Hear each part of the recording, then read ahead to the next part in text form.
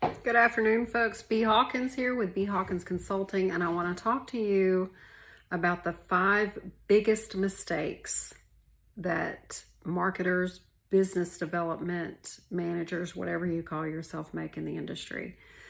And I'm telling you this after 20 years of experience. I've broken 3 company records in sales, and one of those companies, I grew the business by 26.6% in 2 months. So I would say I kind of know what I'm doing.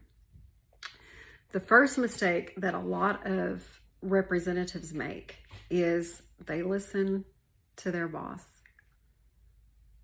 in one area. Your boss is going to tell you, go ask for the business. Some bosses, and I know because I experienced this firsthand, expect you to literally walk in. We're going to talk about my realm. So I was in healthcare. So they may expect you to walk into a doctor's office where you don't know anyone. It's your first time going in. And they say, ask for the business. Hey, do you have any Medicare patients for me today? Guess what? Whoever's sitting there or whoever you're talking to is probably going to look at you like you've lost your damn mind. Because what we all know who have been successful in this field is that those referrals are relational. So what I mean by that is this is not going to be a fast process for you. If you think you're going to start in day one, you're just going to walk in as a stranger to a group of strangers and they're just going to open the floodgates and give you all of these referrals, you're absolutely 110% wrong. The reason that you are wrong is you have to look at this as, let's just say if you have a child and you're in an elevator and there's a stranger in the elevator with you and they begin asking you questions about your child, you're going to give them minimal information. Maybe they'll ask how old the child is, 3 years old. Maybe they'll ask their name. You're only going to give them their first name. You're not going to give them their whole name because there's no relationship there. And it's the same with referral sources. So it is relational. And the advice that I'm giving you is going to take a while, but it produces long-term results. And that's what everyone wants. You don't just want one referral, right? You want the referrals to just keep coming. And you're talking to someone who used to produce over 50 a month in healthcare. And I have the data to prove it. Those were built off relationships. So when you go in and ask for the business, I want you to do that in your own way. I don't want you to go in and be someone else and just ask for the business. That's not the way this works. You're going to have to build rapport and you're going to have to build relationships in order to get that business. And that's going to take getting the first name of the gatekeeper. And then it's going to take getting to know the staff in the back once you build the relationship with the gatekeeper to be able to get into the back. All of this is relational. It's a domino effect. One relationship leads to the next one. Because truth be told, some days you're going to come in after you've built a relationship and they're not going to want to talk to you about business at all. Because guess what? Maybe they're having a bad day. So they're just going to want to talk to you. Maybe they just need to vent. And that's marketing. Because you've built a relationship that has built trust to where not only they trust you with their sensitive and their private and personal information, but they're then going to trust you with their patients and their personal information or whatever type of revenue you're trying to get, whatever type of referral you're trying to generate. But it's all relational. So stop directly asking. That comes with relationship and you're not there yet. The other thing is stop scripting. Stop it. I've been in sales meetings where they will literally hand you a book and they'll tell you to go to page 20 and they're going to give you a script. Hi, my name is, and I'm here to stop the scripting. Now, if you need to nod and say, okay, yes, ma'am, yes, sir, you need to get through that meeting, so be it.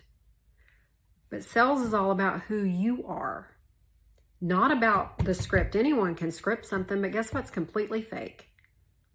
The best way to get a referral is to stop scripting and be you. There were times I'd walk in, and this is after years of building relationships. I just walked through the door and it was, hey, what's going on today? There was no, hey, so I know you already know who I am, but I really need a referral today. And no, stop it. Throw the script in the trash. Get your details that you need about whatever program you're presenting, service you're presenting, whatever it be, and make it your own. Be you. If you really want to be successful in sales, you need to be you. So you need to throw the script in the trash. And any great business development manager, or we're just going to call, for the sake of being simple, representative, any type of business representative, you need to be yourself. So no scripts and no aggressive asking. So that brings me to my third, what not to do. Stop being aggressive in sales. It's the most annoying damn thing you'll experience. But my boss told me, be assertive. There's a big difference between being aggressive and being assertive. I'm going to give you an example. I walked into Best Buy one time, and I kid you not, there was about 8 representatives that hit me all at once. I was annoyed.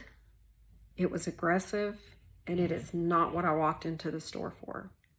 But you can be assertive, and being assertive, there's confidence linked to that. So you need to know your product or your service. You need to be confident. It needs to be something you believe in. Don't be pushy. You need to come at your referral source from an educational corner, because at the end of the day, you are their resource. You're there to provide education. You're there to help them do whatever it is that they need to do. And you need to be assertive and confident, not aggressive. Throw the aggressiveness in the trash. The fourth thing is don't not follow up. Yeah, I know there's 2 double negatives in that.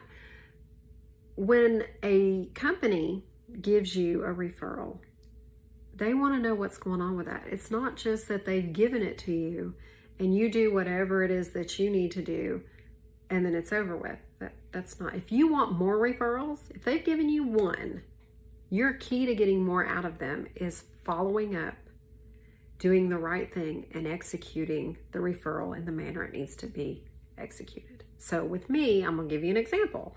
Whenever I got a patient referral, of course, communication was always with my facility initially. But then my next contact immediately was either the family or the patient.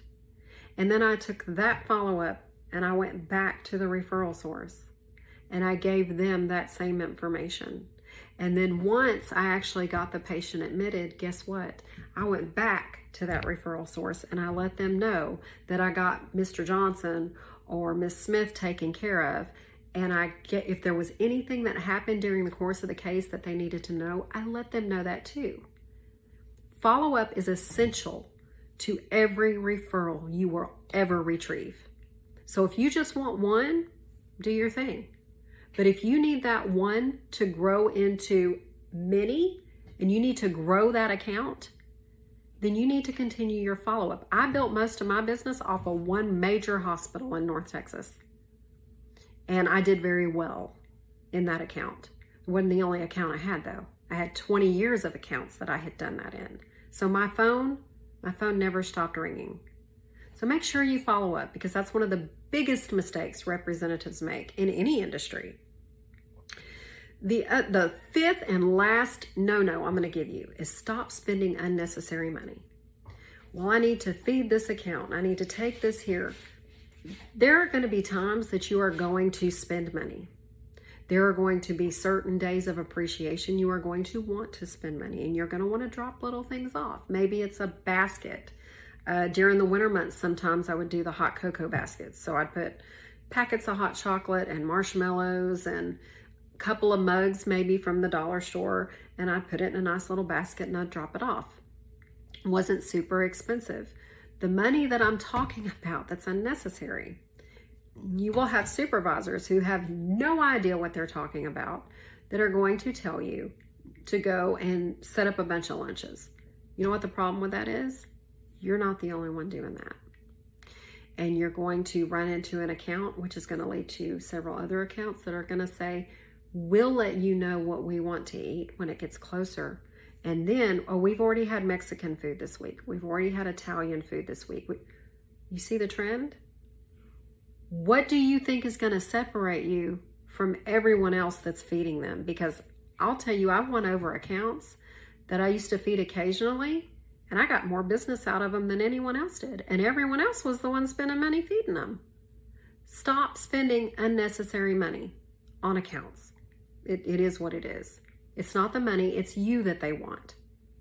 So I'm here to help you grow your business. I've done private consulting. I'm still open to independent work. And I worked in the healthcare industry and business development for 20 years. And so I have lots of tips. I have lots of knowledge. I'm going to be back with some more. But these are your 5 top no-nos and things you need to start doing. I'm going to give you one last tip before I hop off of here. There's a difference between selling a tangible and a non-tangible service. I had a VP one time who had never sold a service.